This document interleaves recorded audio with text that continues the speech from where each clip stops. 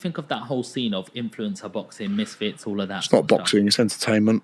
Fair play to them, make their money. That's fantastic. But I don't regard it as boxing. I regard it as sort of wrestling style entertainment. And yeah, it is entertaining. Sometimes you watch it and you think, oh, that's a laugh, but it can never be taken seriously, ever.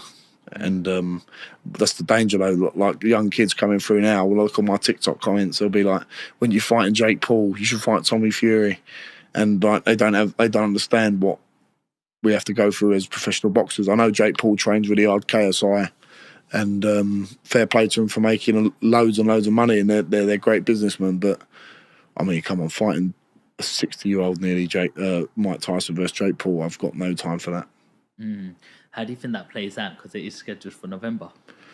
I think, well, considering that Mike Tyson had to be taken off a plane, didn't he, for having heart problems, I don't think they should be sanctioned at all, ever. It's wrong.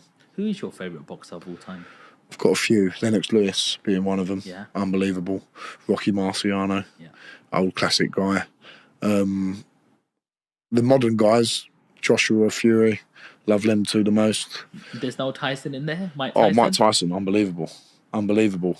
But in terms of my favourites, probably Lennox Lewis, someone like that, Vitaly Klitschko. But Mike Tyson, in his prime, watched him 18, 19, 20 years old, smashing people up who were like 10 years older than him, getting a world title at 20 years old. Unbelievable. Johnny, a big name has just been dropped. Yeah, everyone's talking about Chisora and you. Yeah. You know, everyone's just like putting you straight into that Another mix legend. now. He's like, you know, War Chisora, they call him, don't him? He's like a real veteran. Couldn't believe he beat Joyce. Couldn't believe that. Yeah, I thought Joyce would be able to deal with him, but Chisora just keeps coming back. He's had 2 wins on the... Is it 2 wins on the bounce now? Who did he fight before? He fought someone else recently, but he just keeps coming back, and if he's still winning, Joe Joyce is a great name to have on your resume. So I've got a lot of time for Joe Chisora. He's a legend, and people have been bounding our names around. Eddie being the main man who's been doing that, and I feel a bit disrespectful to thinking like I'm calling for that fight. So I'm not calling for it, but if Derek Chisora came and said, let's have a fight at the O2, let's set it out, I want to do it, I wouldn't say no. It would be an honour to share the ring with Derek Chisora, and I think I'd have a good chance in. I'm not saying I'd win it, but I'll give a good account of myself, you know? Yeah. How much of a task is it for Chisora being a 40-year-old? That's the problem. Maybe if it was 3-4 years ago, I'd feel slightly differently. But age waits for time waits for no man, and he's been in some grueling fights, and I think Del Boy's a great character, and I think he's an unbelievable guy, unbelievable for British boxing. He'll go down and be remembered by a lot of people, and time waits for no man. How important is timing in terms of when you're facing your next opponent? You know, if you go straight for Chisora, where do you go from there? You might be able to, you know, face an opponent like that. You might be able to get through a wall like that and show a lot of, you know, toughness, but is it too fast too soon? Because you've had all these first-round knockouts, not sure how much experience you're getting in the sort of actual ring.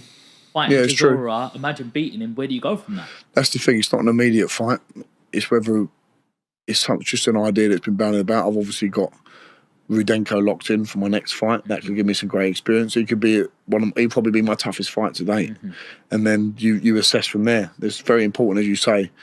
You've got to look at one fight at a time, and all that's on my mind right now is beating Rudenko whenever that happens in the next month or two.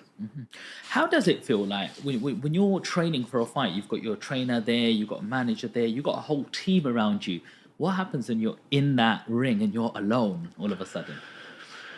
That's it. That's the name of the game, isn't it? Like, it doesn't matter how... This is the thing with boxing, it's quite unique in a way. You don't have 10 other football players on the pitch, you don't have 14 other rugby players. If you cut corners, it's going to show. And if you're moaning about coaches, trainers, managers, it's up to you to put them all into line, because at the end of the day, you're the one who's going to be seen in the ring and be accountable for what's happened in the camp. So you've got to take an onus on that and be the boss. Unfortunately, without sounding arrogant or belittling the other people, you've got to be in control, because the only person it comes down on when it all goes wrong is you. That's the bottom line. and you're the one who takes the punches in the head. No one else does. Not your manager, not your trainer, not your promoters, not your strength and conditioning coaches. They're all part of your team, but the one who's going to be getting punched in the face is you. Does it ever get to you mentally? No. I love it. I absolutely love what I do. I get to go up and train every day. I love training. It keeps my head screwed on. If I couldn't train, I think I don't know what I'd do. It keeps me sane, for like it does for a lot of people. So yeah, I absolutely love the ability that I've got to go and train and do something I love every day. Before you're ready to challenge for a major title, what milestone do you feel that you need to hit? I don't think of it in that way, Sean. I don't think I have to hit anything. I think the map is in my destiny of where I'm meant to go. All I have to worry about is winning the next fight. There's no milestone I think of in my head that I think, well, I've got to do this amount of this or do that.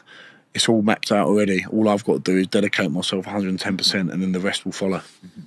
I like going to the gym myself. Yeah. I go there every morning, Yeah. maybe 5-6 times a week. Yeah. It keeps me happy. Yeah. I like to think I train hard. Yeah. You know, one day, like, I have my 2 days where I do my 5K runs. Yeah. I do my bodybuilding on 2 other days, and then Nice. a couple of other days I do a Pilates, yoga. Get the It's good to do that. stretch All out. the flexibility. Yeah, absolutely. All of them things. Do you do any sauna?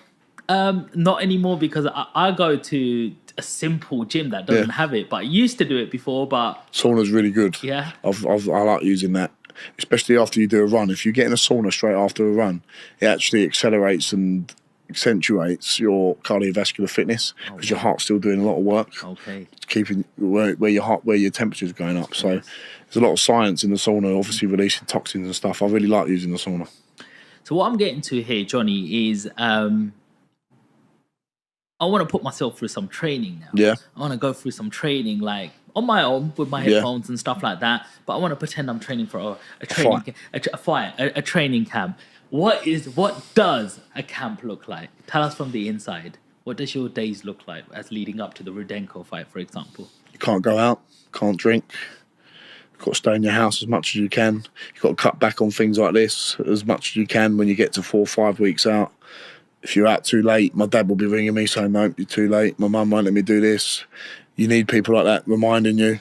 All it is you go up, you wake up, have a nice breakfast, go training, come back and sleep, go training again, then get in a sauna afterwards, walk your dog in between all that, have a bit of food at home or in your local restaurant where you can chill, go to sleep, do it all again the next day. No going out on Friday nights, Saturday nights. You might be able to go around your mum and dad's for a little bit, but you've got to be at home resting as much as you can. The rest is just as important. It is military style. Yeah. That's what it is. How important is the food side? It's the most important part. The food is your fuel for your sessions. I've just got a nutritionist on board, Lee Rickard, really good guy, and he takes a lot of stress off of me.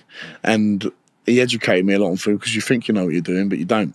And it's all about hydrating yourself properly, eating at the right times, eating leaner foods. And I've really noticed a change in my body shape the last 6 months, because I've really tightened up all my nutrition. Yeah. That's the little 3-4-5% that you need to get to the next level. So food is fuel. It's not food, it's fuel for your training, and that's what you've got to remember. Do you feel stronger with the new nutrition going in? I feel stronger, I feel leaner, but I'm still the same weight. My body fat's come down. That's just the byproducts of it.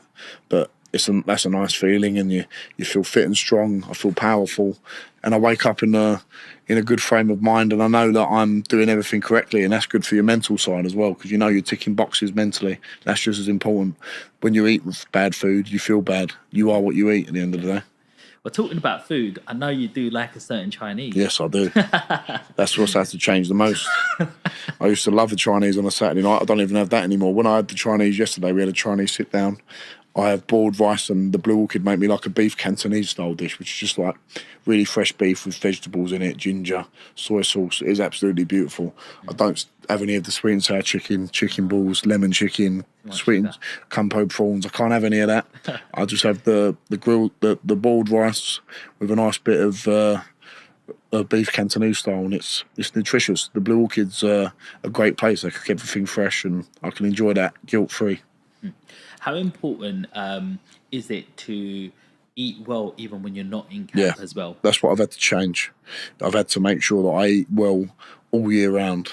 Not just like listen, after a fight, I had the 5 guys have something else bad on a Sunday, and then this fight, I just thought, right, that's enough now. I want to get back to eating healthy, because I used to spend 5-6 weeks eating rubbish, and I'd not get really fat, but you notice a little bit difference in your body composition, and you feel sluggish, and it's just like a big claw back. You've got to train for 4 weeks to get back to any sort of fighting fitness. And